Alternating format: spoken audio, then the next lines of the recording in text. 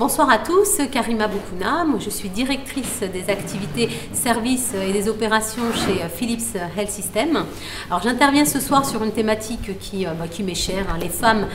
et leur évolution dans le domaine de la supply chain. Alors c'est un sujet qui me tient particulièrement à cœur parce qu'il y a un grand nombre d'idées reçues qui circulent sur, je dirais, le fameux plafond de verre auquel les femmes sont confrontées, plus particulièrement dans un domaine qui se veut traditionnellement masculin. Et mon parcours est simplement la preuve que tout est possible et que ce fameux plafond de verre, la plupart du temps, c'est nous-mêmes les femmes qui nous le mettons. Moi, j'ai démarré en tant que coordinatrice logistique et jusqu'à prendre la responsabilité d'un centre de distribution européen qui comptait plus de 350 personnes, 56 000 m² d'entrepôt, 65 000 commandes livrées par jour. Donc j'ai pour habitude d'évoluer dans des milieux masculins au sein desquels, je dirais, mon intégration s'est très bien passée, avec certes, bien sûr, parfois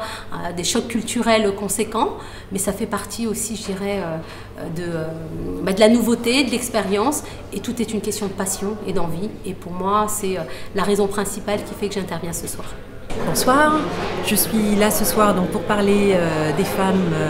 au sein de la supply chain, de leur parcours, de ce qui pourrait les intéresser et moins les intéresser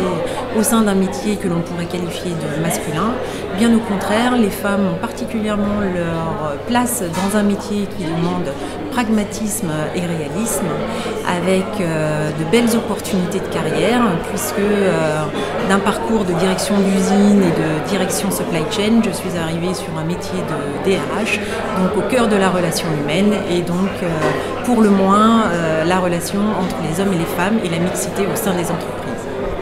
Je suis très heureuse d'être là ce soir pour parler des femmes dans la supply chain, qui me paraît un sujet important, la supply chain étant pour moi quelque chose de très fort que j'ai développé au cours des dernières années. Et je suis sûre que les talents féminins doivent être encore plus développés dans la supply chain parce qu'ils ont des spécificités particulières et ils répondent vraiment à ce dont la supply chain a besoin aujourd'hui et demain.